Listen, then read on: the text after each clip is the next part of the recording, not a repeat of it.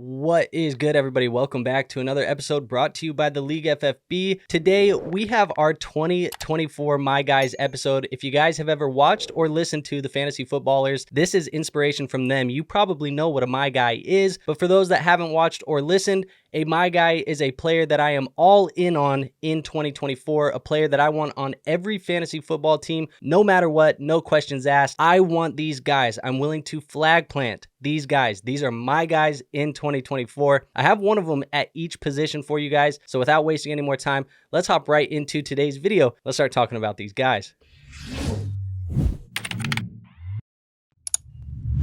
All right, so the first player that I want to talk about in today's video is going to be our quarterback. It is going to be Kyler Murray of the Arizona Cardinals. Now, this is a guy I have been hyping up all offseason as a massive value in both redraft and dynasty leagues. Now, I get it. There is some hesitation around Kyler because he has missed a good chunk of his games over the last couple of seasons. Honestly, to be exact, it's about 44%. So hear me out. When Kyler is on the field, he is an absolute fantasy stud. He's averaging 19.9 fantasy points per game for his career, which puts him in the same conversation as guys like Josh Allen and Patrick Mahomes. If that wasn't enough, Kyler's been a top 12 quarterback in fantasy points per game every single year of his career. That's 5 straight years of top 12 finishes, including 2 seasons in the top 5 back in 2020 and 2021 before injuries slowed him down. And looking ahead to 2024, I'm even more excited about Kyler Murray. He is getting a massive upgrade with Marvin Harrison Jr., a generational talent at the wide receiver position, and this is the best weapon that he's had since DeAndre Hopkins, and we all remember how good Kyler Murray was with DeAndre Hopkins, right? That dual threat ability, both rushing and passing, makes him a prime candidate to crack the top 5 again this season as long as he stays healthy. Now, people aren't sleeping on Kyler Murray as hard as they were earlier in the offseason when he was coming off the board as the QB 10 in drafts, but he's only moved up to about QB 8. And as I've said, I've got him ranked in my top 5 this year. So stop sleeping on Kyler Murray for fantasy football. He's got top 5 potential with serious rushing ability and elite arm talent, and you're getting all of that at a bargain price in your drafts. So if you can grab him late, you should be getting a steal in fantasy football. And because of that, that is why he is a my guy for me in 2024 and my favorite quarterback pick this season. Now, moving on to our running back, the player I want to talk about as my guy is going to be Travis Etienne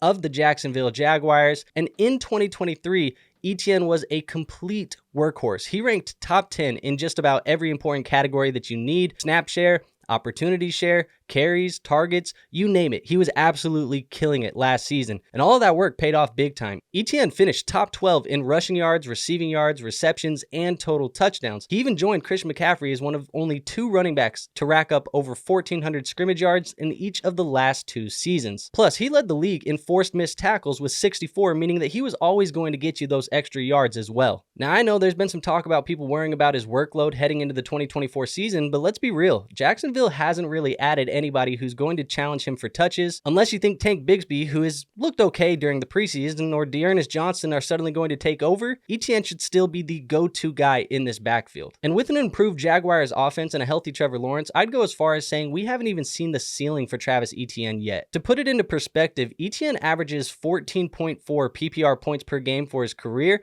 and has been a top 24 running back or better in fantasy points per game in 2 of his last 3 seasons. Now, last year, he had his best season yet. He finished as a top 7 running back in points per game. And sure, he missed his entire rookie year due to injury, but since then, he hasn't missed a single game due to injury. Now, before the Jags bye week last season, Etienne had 4 straight top 5 finishes, finishing 123 total yards per game, and things did slow down a little bit later in the year, and yeah, he had to pass block more than we'd like. That was probably due to some injuries to Trevor Lawrence and this offense in general, but even with the team adding some pass catchers this offseason, Etienne is still a top 10 running back with legit top 5 potential if this Jaguars offense takes a step forward. So don't sleep on Travis Etienne. He's got the talent, the opportunity, and the offense to deliver big for us during the 2024 season, and he's somebody I am more than confident deeming as my guy at the running back position and somebody I'm targeting in every single draft. Now let's talk about the wide receiver. I want to talk about Drake London of the Atlanta Falcons as my guy. Drake London is far and away one of my favorite breakout picks to bet on in fantasy football this season. And now it doesn't necessarily come with an affordable price, but I don't care. I know his first couple of seasons haven't really blown anybody away, but let's face it, he's been dealing with some rough quarterback play. We're talking about guys like Marcus Mariota, Desmond Ridder, and Taylor Heineke, none of whom are even competent starters at the NFL level. But this year, that all changes because London is finally getting a major upgrade at quarterback with Kirk Cousins. Now, Cousins has a proven track record of feeding his wide receiver one. Since 2018, when he joined the Vikings, he's averaged almost 145 targets per season to his top wide receiver. That's the kind of volume London's going to really need if he wants to break out. And we've already kind of had proof of concept of this. Last season, in games where London got 8 or more targets, he averaged 16 fantasy points per game, and that's wide receiver one territory, folks. He would have been the wide receiver 11 in points per game if he saw that kind of volume throughout the entire year. And let's not overlook London's big play ability. He led the NFL with 18 contested catches in 2023, showing that he can win those tough one-on-one matchups. Plus, with the Falcons bringing in a new coaching staff that's influenced by the Rams offense, we could see a system that heavily targets the wide receiver one,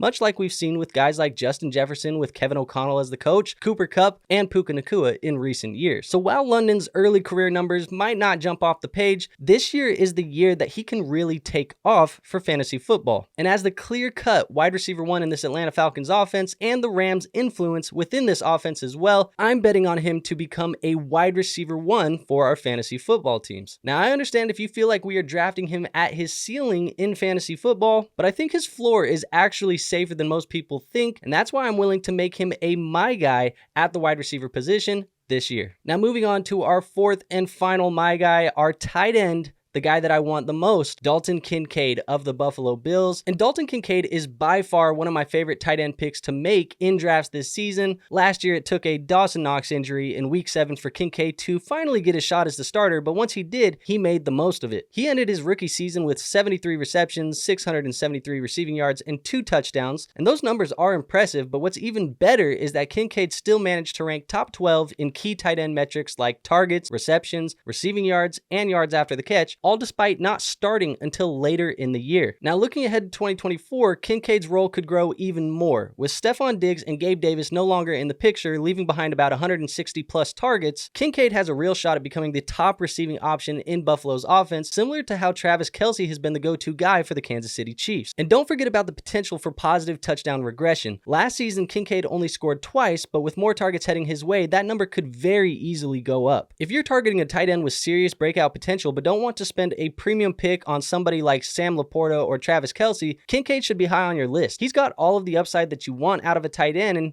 he's not really even your average tight end. He's more of a hybrid wide receiver tight end, lining up in the slot for about 60% of his targets last season. And let's not overlook the fact that as a rookie, Kincaid had 7 top 12 finishes and averaged over 9 PPR points per game, and that's rare for a rookie tight end. Kincaid is primed to step up and could easily finish as a top tier tight end this season. So if you're looking for an elite tight end that isn't going to cost you the round 2 or the round 3 price tag that some of the other tight ends will, I think targeting Dalton Kincaid in the 5th round of your drafts is a no-brainer. I truly believe that Dalton Kincaid is a dark horse to finish as the overall tight end 1 this season. It really wouldn't surprise me if he did. The opportunities, the target share, all of it should be there. And because of that, that makes him my guy at the tight end position. So there you guys have it. This is a little bit of a fun episode. I hope you guys enjoyed it. The My Guys of 2024 for your boy Andrew at the League FFB. Hopefully you guys can get some of these players on your teams. I know I am trying to get them on my teams. I have a home league draft here this weekend. Also have been drafting a lot of them in Underdog,